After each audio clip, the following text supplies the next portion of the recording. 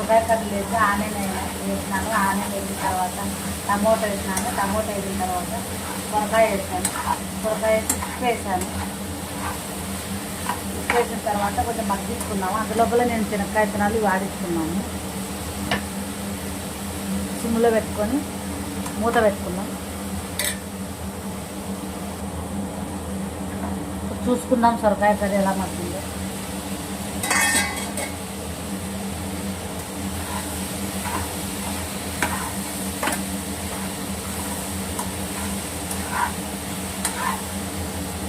శనక్కాయ విత్తనాలు వేసుకుంటే చాలా టేస్ట్ ఉంటుందండి. శనక్కాయ విత్తనాలు, కొబ్బరి, తెల్లవారి కూడా ఆడిస్తాను. అది కూడా మెత్తగా ఆడించుకోకూడదు, కష్టపడినగా ఆడించుకోవాలి. తగినంత కారం,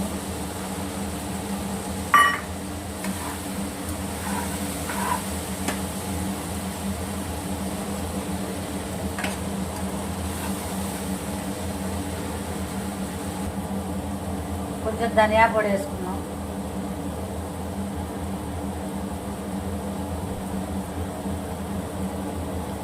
ఎక్కువ మసాలా లేకుండా అండి, సింపుల్గా చాలా టేస్టీగా పిల్లలు కూడా ఇష్టపడి తింటారు. తర్వాత ఒక గ్లాస్ మనకి ఎన్ని కావాలో, ఎంత మనకు గ్రేవీ ఎంత కావాలో అంత కొట్టి కొన్ని వాటర్ వేసుకున్నాం.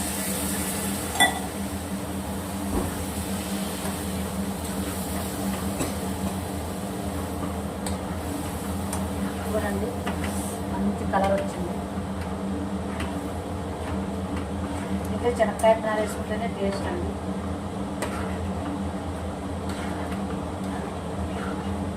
చెక్క, లవంగాలు అవన్నీ అవసరం లేదండి. మసాలాలు మూత వచ్చింది.